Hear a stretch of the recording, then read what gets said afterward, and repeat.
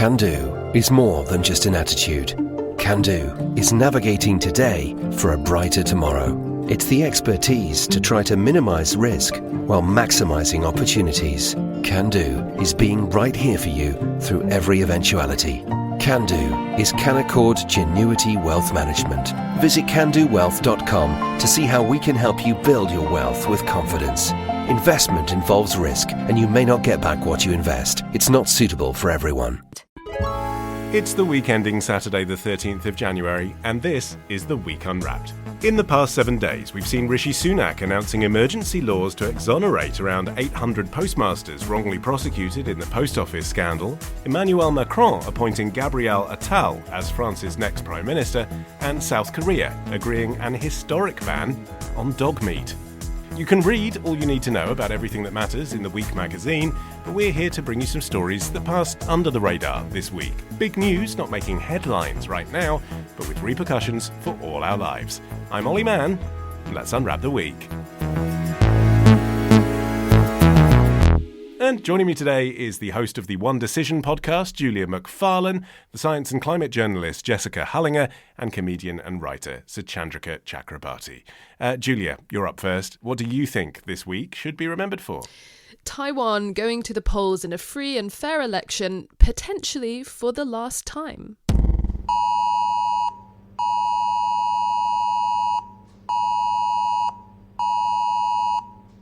The sound of an alert that went out to every smartphone in Taiwan this week. Julia, what's the story? Right, so I just wanted to make sure you were all alert and awake with that clip. That is basically what millions of people heard in Taiwan this week, the authorities issuing an island-wide air raid alert after a satellite flew over the southern airspace. And this is just days before this crucial election that is taking place this weekend. Interestingly, there was a mistranslation on that air raid alert, and a lot of English speakers were sent an English language alert saying that there was an imminent missile launch. So there was a fair amount of unease about that, but it was actually just a satellite. It was one of these Chinese spy balloons hovering over the island, which is, part of a long line of things that the Chinese are doing to try and intimidate and influence the populace of Taiwan as they go in the days ahead of this very, very important election. And that alert, on first sight, would appear to be embarrassing to the ruling party, i.e. this is happening on their watch. But on closer inspection, I wonder whether unnerving the population and making them feel, well, now's not the time to disrupt the leadership we know, might actually play to their strengths. I think the incumbent ruling party, their main candidate for president is a guy called Lai Ching-te, and he is serving as the vice president. He is actually in a very, very difficult and interesting position. And while his party, the Democratic Progressive Party, they are technically in favour of Taiwanese independence, and while Lai himself has been very vocally in favour of independence, in recent years he's really sort of rode back on that. And the reason why is because the United States, which is essentially Taiwan's main security guarantor, the US actually differs with this ruling party on the status of Taiwan's independence. As for this alert, it's interesting because I spoke this week to a journalist who's in Taipei covering the election for Politico, and actually he said that most people in Taiwan weren't hugely concerned by the air raid alert. They haven't actually been hugely concerned by the Chinese stepping up patrols. Taiwan doesn't feel like a country that is on the precipice of invasion. He told me that a lot of Taiwanese are fairly relaxed about the whole situation, and so it is interesting, and it's perhaps not as we might see overseas, particularly when there's so much saber rattling going on outside of Taiwan. Yeah, so Chandrika, why is China calling this the peace and war election? So China has repeatedly sort of said that Taiwan is its own territory, and they're saying that these parliamentary elections are a choice between war and peace for the people of Taiwan, which is pretty scary. And it comes back to a Chinese official, Zhang Zijun, who's the head of China's Association for Relations across the Taiwan Strait. And in a New Year's message that's quite bullish to our ears, I think. He said that the Taiwanese face an important choice in the election. There are 2 elections coming up in the Taiwan region, and there are important choices between the prospects for peace and war, and also prosperity and decline, said Zhang. And he also used to head up the Chinese Taiwan Affairs Office from 2013 to 2018. So he said 10 years working on those relationships, and that's the kind of language he's going with. And he added that Taiwanese compatriots should stand on the right side of history and make the correct choice to promote cross-strait relations back to the right track of peaceful development. So he's really putting the onus on the to people vote themselves out of democracy. Feel like a choice, right? And just coming back to Taiwan's government, they didn't... I don't have like a specific response to that statement, but they reject China's sovereignty over the island, and they say that only their own people can choose their future. So it's definitely 2 very opposing messages. And Jess, as Julia was alluding to, this vote is being closely watched back in the States, isn't it? Yeah, absolutely. I mean, it really puts sort of U.S.-China relations under pressure. America is a big backer of Taiwan in sort of like soft terms. I mean, they have stayed relatively ambiguous about Taiwan's status, and they have diplomatic relations with China. And Biden has worked really hard in the last few months to sort of stabilize growing tensions between the U.S. and China. So the U.S.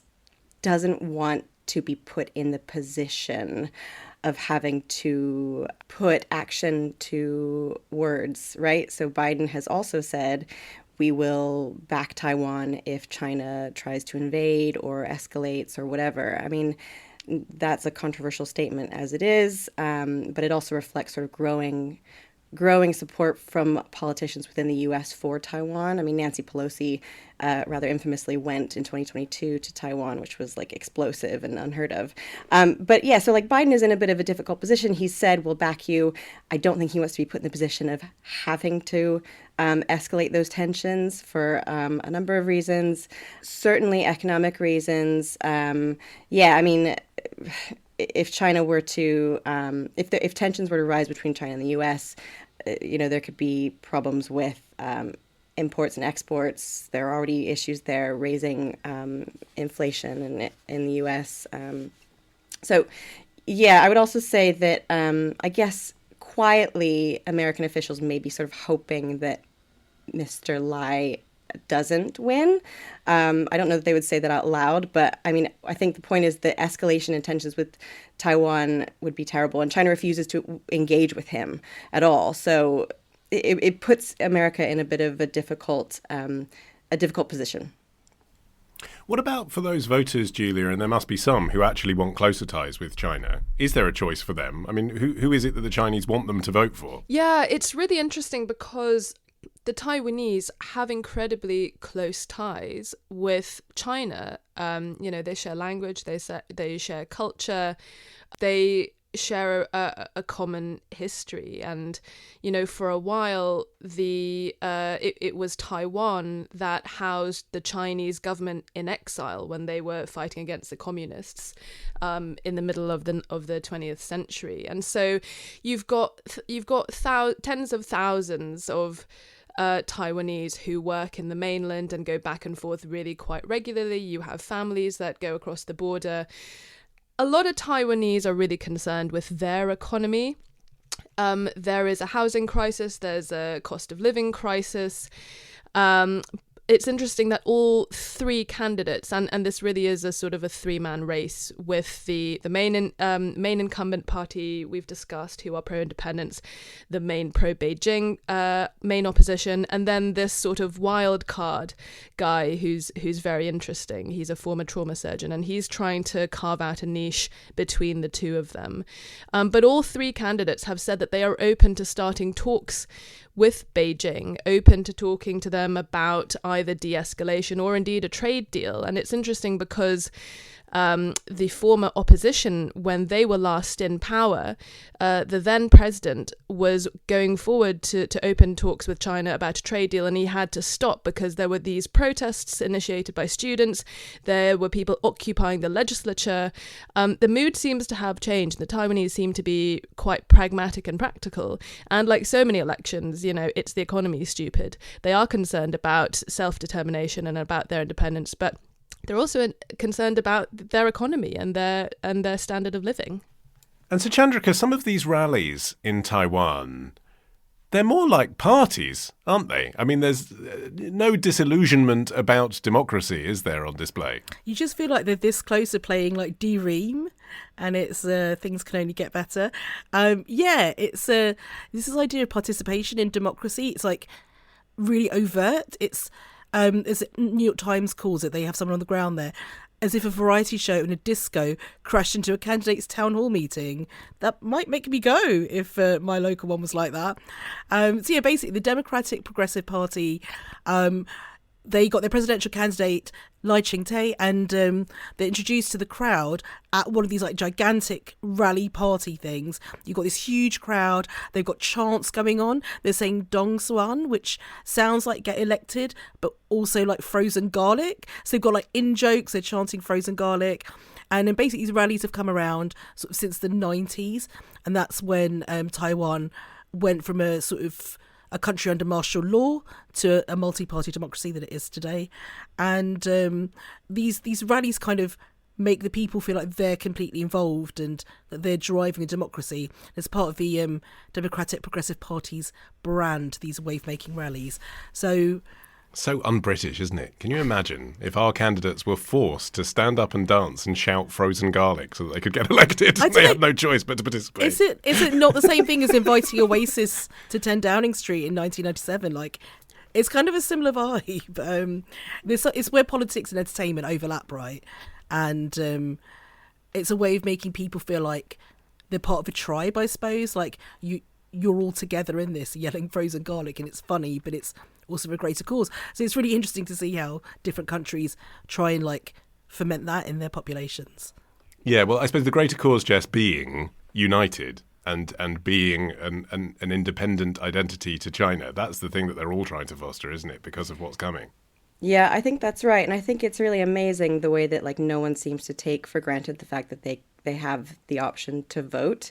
There was a quote in NPR of someone that was at one of these rallies basically saying like everyone grew up learning what it was like when there weren't elections. And so that sort of memory keeps people voting, keeps people going. And it's a sort of sense of like, as Chandrika said, like we're sort of all in this together. It was shocking, the statistic that in 2020, nearly 75% of eligible Taiwanese voters cast ballots. So that their civil society is ranked as one of the most open or free in all of Asia.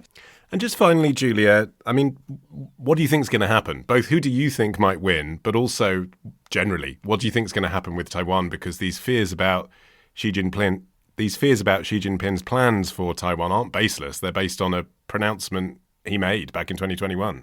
Yeah, he essentially publicly ordered the PLA, the People's Liberation Army, which is the army of the Chinese Communist Party. He ordered them to be ready to annex Taiwan by 2027. And so that's why these elections are so important, because the next presidential term takes us to 2028. So whoever is in charge of Taiwan this time could potentially be in charge at a time when Xi Jinping decides to move in on Taiwan. And as for what's likely to happen in the vote, the current incumbent Lai Ching-te, he's got a clear poll lead, but that polls are polls. If he were to win, Beijing is likely to step up a lot of its some of its hostile moves, its military drills and patrols. I think what happened with Hong Kong is probably a good example to look at, because you didn't see tanks rolling in from the Chinese mainland, although there were tanks sort of scrambling on the other side of the Chinese mainland to support the Hong Kong police. But essentially Beijing took Hong Kong over by more sort of asymmetric means, by pro-Beijing plants and interfering with their electoral process, and that sort of thing. I mean, I think Xi Jinping is clever, he is canny, and he is cautious. He's not Vladimir Putin. He's not about to go in all guns blazing. And I think the invasion of Ukraine and how badly it's gone is something that won't have gone past Xi Jinping. He will be able to throttle Taiwan economically. He will be able to do asymmetric things.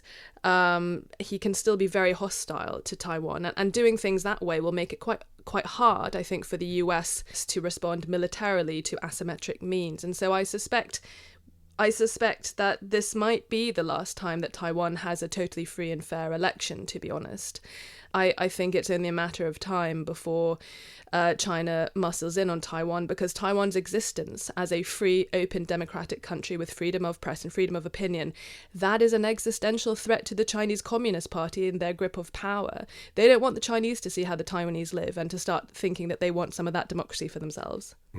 Okay, Jess, you're up next after this. Can do is more than just an attitude.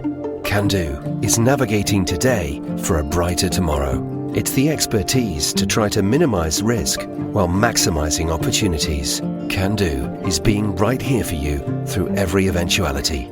Can do is Canaccord Genuity Wealth Management. Visit candowealth.com to see how we can help you build your wealth with confidence. Investment involves risk, and you may not get back what you invest. It's not suitable for everyone.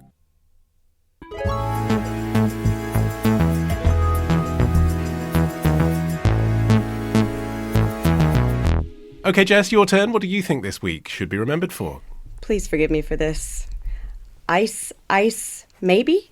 Kind of important to think about the Arctic as the immune system for planet Earth.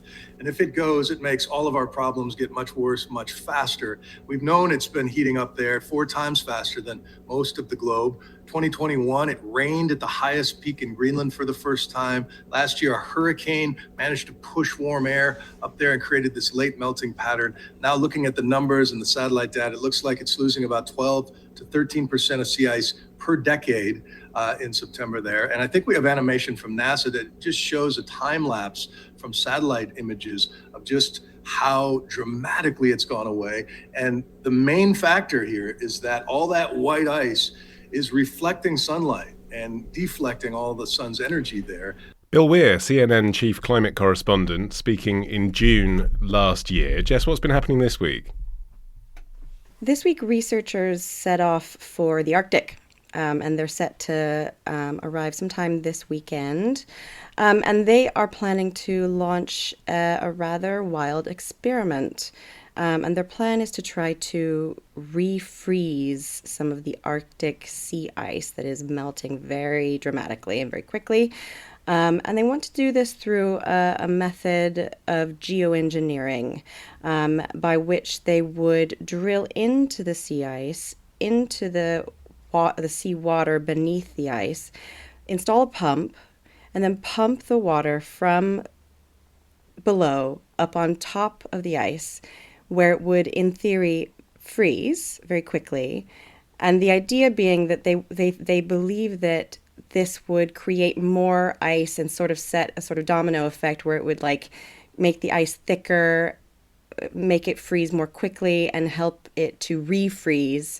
Therefore, sort of offsetting some of this melting process that we've seen in recent years. Wow. And it's kind of nuts, but they hope that this experiment will prove that this is potentially a viable option to stop the melting of the Arctic sea ice. Okay, but I mean, when you talk about, a group of scientists on a boat, my mind's leaping to 10 or 11 people. And when you talk about a drill, I'm thinking about a Black & Decker. It's not like that. Presumably to do this at scale would cost millions, billions probably, right? I mean, you can't just drill one hole. Yeah, I mean, so as with all geoengineering projects, there are a lot of questions about this one. And one, as you allude to, is whether or not it would even be financially feasible, whether or not it could scale. So the estimates suggest that, like, in order to make this have any sort of impact on reversing sea ice loss, they would need to install something like 10 million pumps in the Arctic. I don't know how many they're installing on this. Which sounds like its own ecological disaster waiting to happen. Yeah, I mean, that's the question. It's like, this is a relatively delicate ecosystem that if we're going to be drilling 10 million holes and installing 10 million pumps, I mean, what are the ramifications of that? And that is the question that lingers over any geoengineering project, which is when we go in and we sort of like try and solve the climate crisis by tinkering with the climate or the Earth's ecosystems and natural systems even more in order to reverse the problem. And then the question is, are we actually going to make it worse? So that is the problem with geoengineering in general, and that's why a lot of environmentalists are worried about projects such as these. And then why they're really controversial. But on the other hand, people argue that we are at such an advanced point in the climate crisis that we need to find ambitious technological and engineering methods to help us along the pathway towards reversing all of the damage we've done. Yes, and this phrase geoengineering, Suchandrika, I hadn't actually encountered before, but it seems like in the last decade or so it's being taken ever more seriously. Well, just looking at what just mentioned with like things are kind of speeding up in terms of the forecasts that scientists had in terms of losing the ice in the Arctic, heating and so on. Like, climate crisis is here. In some ways it's worse than what we feared. And so what can we do? Like, often the reporting around it is very doom and gloom, and it makes people feel very like, I can't do anything about this. So it's great that scientists are taking this approach and saying, let's be proactive. And so just to very, very quickly look at something that did work in the past, it wasn't geoengineering, but it was countries agreeing to do something. It was the Montreal Protocol, which was signed back in 1987. And this is where nearly 200 countries signed it and said, we will attempt to slow the thinning of the planet's ozone layer. So they stopped using things like CFCs and so on. And that has actually done some good. It's delayed the first ice-free summer in the Arctic by around 15 years. And by 2050, it will have averted 0.88 degrees of Arctic warming. 0.88 doesn't feel like a lot, but across an entire planet's worth of ocean, that is saving us a lot of the seas going higher and engulfing some of our cities. But that's not geoengineering, because that's stopping using CFCs. That's what we're all being told to do, isn't it? Stop using fossil fuels. No, Ollie, relax. We're getting there. So that is just an example of the fact that climate change isn't just this irreversible process that's ongoing and going to take over. There are things we can do as human beings to try and avert that.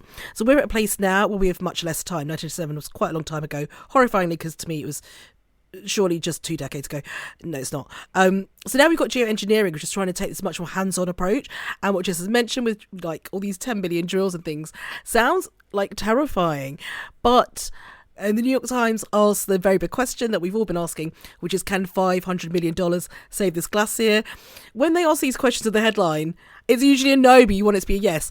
But basically, a glaciologist called John Moore, he was thinking about this glacier just off the coast of Greenland. And basically it's kind of stuck in this cycle where the water heats up, it melts away the ice. There's a kind of shelf of ice under the water which would usually stop that water, but it's melting away. So his thought was, let's make that shelf of ice bigger and make sure it doesn't melt.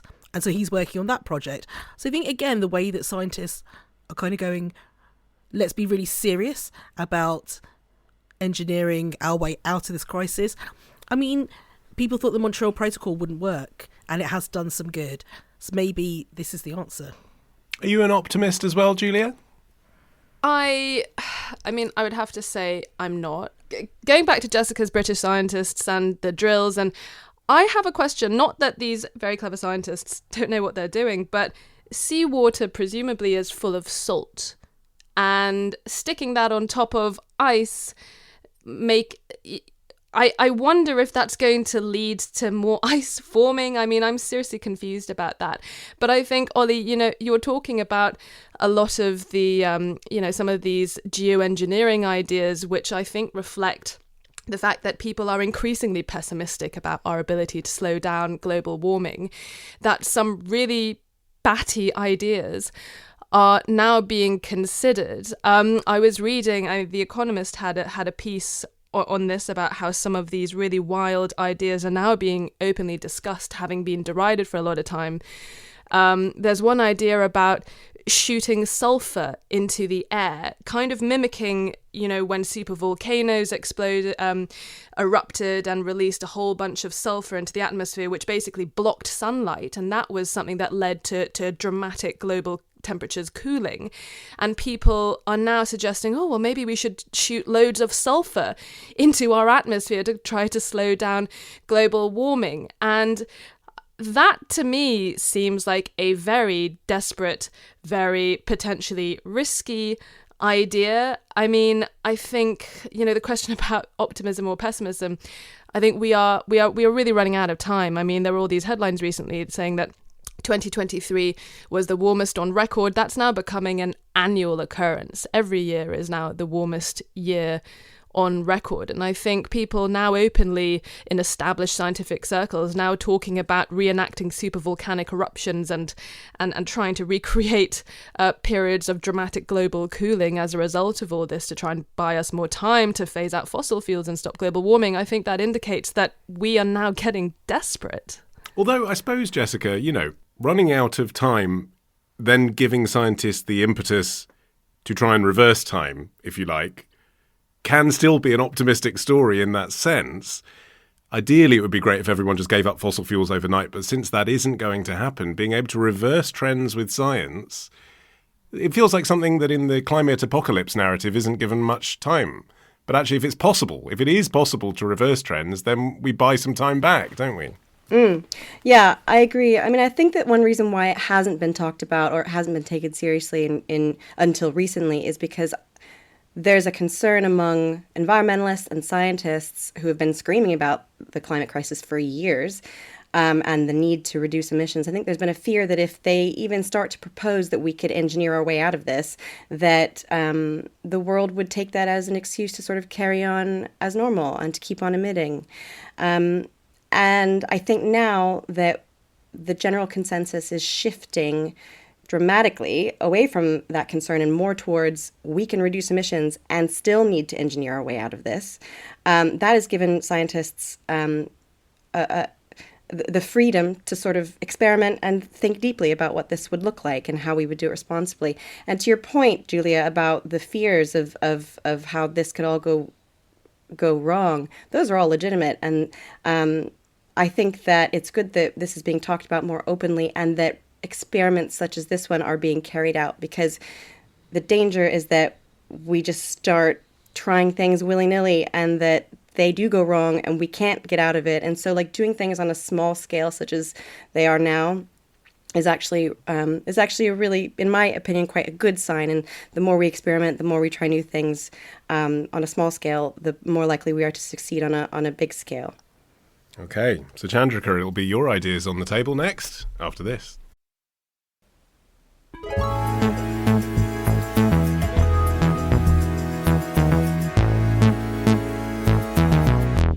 Okay, so Chandrika, you're finishing the show. What do you think this week should be remembered for?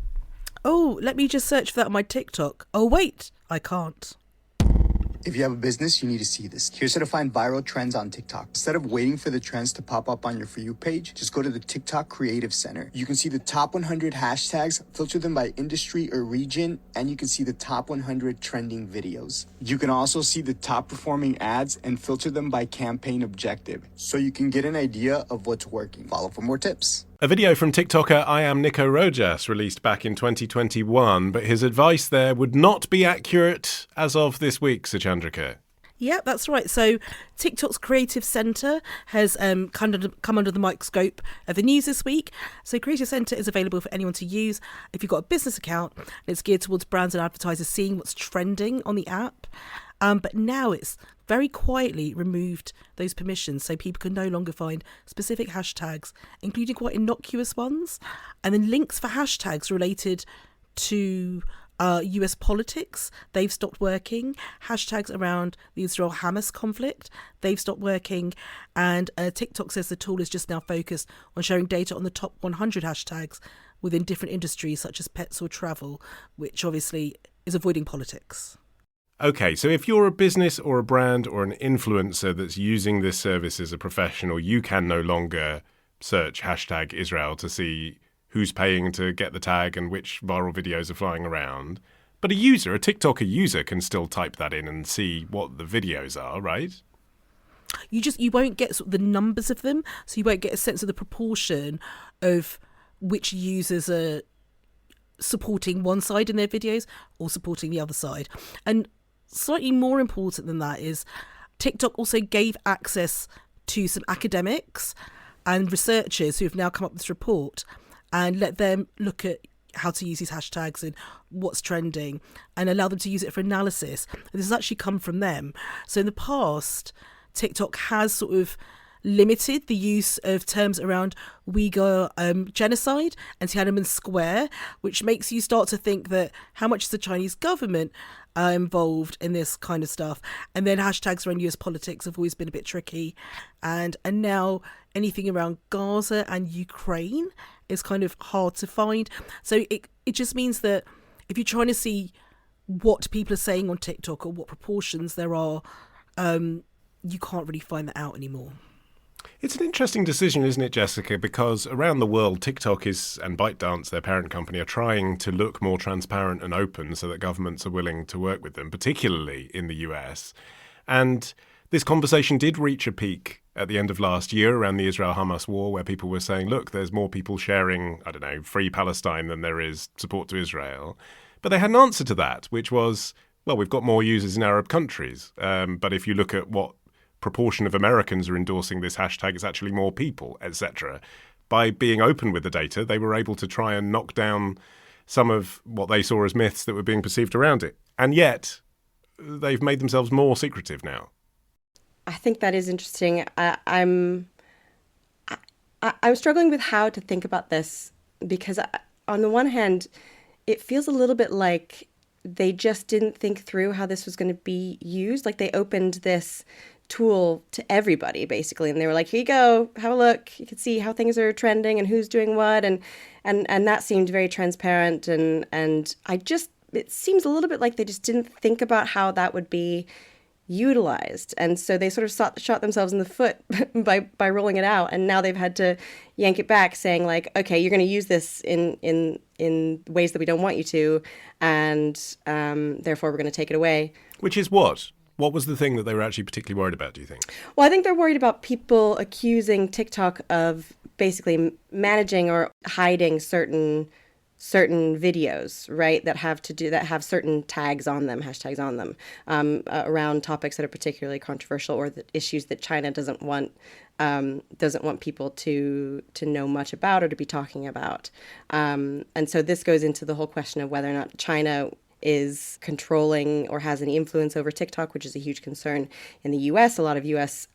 Lawmakers are trying to regulate the use of TikTok, worried that it is heavily influencing young people. And so it sort of feeds into that narrative. And I agree with you. I think it does sort of like it exacerbates those concerns. Julia, do you feel the influence of Chinese foreign policy in this decision?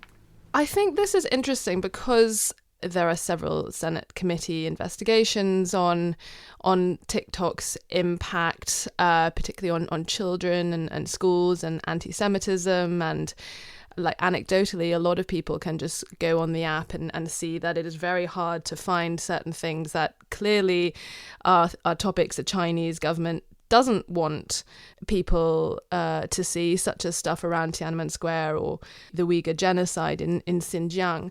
I think what is difficult for social media companies, I mean, I remember the early days of Twitter when something was trending, it was such a great news source. Finding trending topics was often how you would first get alerted to terror attacks or breaking news happening around. And then Twitter slowly evolved with the dreaded algorithm. And now trends tend to be more sort of engagement bait, controversial topics. And there is a lot of discussion about how the algorithm is promoting divisive content and how it's sort of changed slightly. And I think anyone who's gone on Twitter recently can see for themselves that it's become a bit of a sewer, rather than the sort of the global town square of discourse that I think a lot of us had hoped it would be. And so I think if you are ByteDance, which is the company that owns TikTok, you are obviously trying to get more engagement on your app. You want stuff to go viral. You want people to move to comment and share on things, and controversial and divisive topics are very good for that. But then you have, the Chinese Communist Party, who are trying to suppress that freedom of information, and that kind of unbridled discussion is obviously a big threat to them, given how they really try to clamp down on things. I would say this is a huge issue with divisive conflicts like the Israeli-Palestinian conflict or the Ukraine conflict. But I think we have to point out that this isn't happening in a vacuum. And actually, talking to American colleagues, talking to friends in Israel, there is a massive vacuum in the American and Israeli media landscape right now on the Gaza war, for example, from the viewpoint of what is happening to Palestinians. The things that we're seeing in the UK or in Europe or other international countries, a lot of the horrific scenes, they're not really being shown in America. American news is really dominated by coverage from the Israeli point of view. There is constant coverage on hostages and interviews with their families, and harking back to the October 7th attack, which was horrific, of course. But there is, I think, part of the reason why there has been an explosion in people talking and sharing content about this particular war is because, particularly, the TikTok generation in America, they're not seeing this stuff really being talked about in their mainstream news. And so I think that is also fueling a lot of this divisive content on a platform where there aren't journalists fact-checking things. There isn't, there's no context. There's so much disinformation, and it is really impacting tribalism in the US. And there's all sorts of data on a disturbing rise of anti-Semitism, Islamophobia. This is a big problem, and it's kind of a problem with how social media apps are sort of geared, because they want people to share things and go nuts with commenting and things. And how do you split that from the rage bait that so many of these apps can't help but sort of utilize as a way of growing their audiences and getting advertising revenue and things like that? Yeah, I mean, Jess, this is an election year in the United States, and in Britain, of course. Do you think they and we are ready for the extent to which social media will influence people's opinions? It's kind of extraordinary. You think about the role that Cambridge Analytica had in Trump getting elected the first time, and yet here we are in 2024, and it seems like some of those issues could rear their head very well again without them having been really sorted out in the legislature. No, I don't think we're prepared at all. And I think most experts agree that the fact that these elections are happening in the same year is really dangerous for everyone. There was a report out yesterday from the World Economic Forum. They release a global risk report every year listing the top risks that the world faces in the next 2 years and in the next 10 years. And at the top of the list for the next 2 years was misinformation and disinformation. Those are like existential risks for the world, in part because of social media, where misinformation spreads like wildfire, and also because of the timing, right? We have 2 major elections happening. So no, I don't think we're prepared. I think that you're absolutely right. It could all happen again, and we should expect it to. So yeah. Yeah, it's not just misrepresentation as such that's the fear, is it, Suchandrika? It's kind of misrepresentation, as we were talking about before, because, people will say, well, my TikTok feed isn't fake news. I can see that everything that I'm looking at is coming from CNN and the BBC. It's not that what you're looking at is wrong. It's that it might be selectively not showing you other things, and therefore you're not seeing the news. Yeah, I agree with you, Ollie, that often it's the editing out of stuff that's the issue. It might not be that the videos themselves are actively spreading disinformation. I do think that in general, if someone's going to TikTok to make politically charged videos, they do feel a certain responsibility to be reporting the news correctly. but it's more that what's not being shown. And that's often not the users themselves deciding to leave something out. There could be something more going on with TikTok. So they have repeatedly said that the Chinese government has no influence over the app. And the fact they have to say it repeatedly is concerning, because since January 2019, the Chinese government has said that it would start to hold app developers like ByteDance, who, as we've mentioned a couple of times, own TikTok. They're holding them responsible for user content. And this is not just China alone. Like in Europe, in the US, we've had some legislation come in, and there are rules, being brought in around how social media companies can operate, because they are so important in spreading information that they need moderation. They need to be kept an eye on. So China's not the only government to do this, but how they're doing it might be slightly concerning. So certainly content considered unfavourable to the Chinese Communist Party, that's really limited for users outside of China. So anything around the sort of Hong Kong protests, 2019 to 2020, anything around Tibetan independence, you're not really finding that content. They've also blocked videos about human rights in China, particularly around the Uyghurs, and they've disabled the accounts of users who've posted those videos. So that feels like quite hard evidence that something is going on. In November 2020, a former TikTok executive said in front of a British parliamentary committee that TikTok censored content critical of China, particularly again around the Uyghur genocide. In January 2021, TikTok banned Trump-related content that seemed to be inciting violence. And in February that year, Russia praised TikTok for its cooperation with them in removing forbidden content, mostly related to protests in Russia. And then one more example, in February 2022, a German newspaper reported that automatic subtitles in videos around terms such as re-education camp, internment camp, or labour camp, they were replaced by asterisks. So again, it feels quite pointed that it's the removal of certain facts and certain issues, certain politically charged themes. That's possibly what we're facing here on TikTok. All right. I mean, just finally, let's put to the test how easily influenced we all are by what we've seen online. What have you found online? A person, a video, an influencer who's changed your behaviour? Jess? So I have been heavily influenced by a professor named Tim Spector, and he's a guy whose expertise is in gut health, and so he runs the Zoe app and the Zoe health program, and looks into like how different food affects your gut. And anyway, he's one of my favorite people to follow because he talks about how you should be eating a lot of fermented foods like kimchi and drinking a lot of kombucha, and I eat kimchi every single day. So I would say my diet and my actual health, despite the fact that I have a massive cold right now, have been heavily influenced by him, which I think is probably not one of the worst that I could have been influenced by. So Chandrika, what about you? It's not just one influencer, but it's kind of a theme that the TikTok algorithm has brought up for me. And basically, I get loads of videos about people living like mostly in South Korea, sometimes Japan. And they'll go to the local shop at like 3 a.m. and they'll buy all this food like ramen and kimchi and like cheese, and you can make it all in the shop.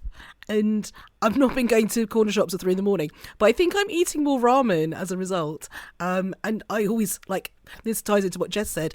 I eat loads of kimchi and things like that. And every time I look, I'm like, do I reckon I could buy that brand here?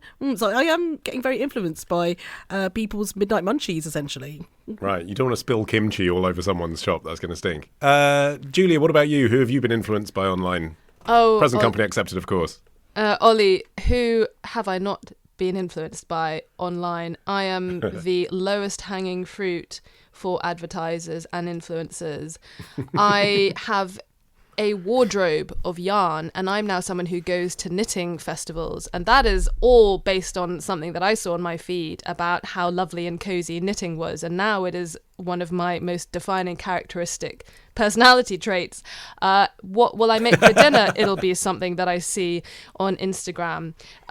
More stuff to buy that I don't need. Oh, that'll be because I saw a video. I need help, Ollie. I really need serious help and intervention because I am so pliant and influenced by what I see online. It is dreadful. Don't look at me. I'm currently wearing a deodorant balm that I bought via a YouTube pre-roll.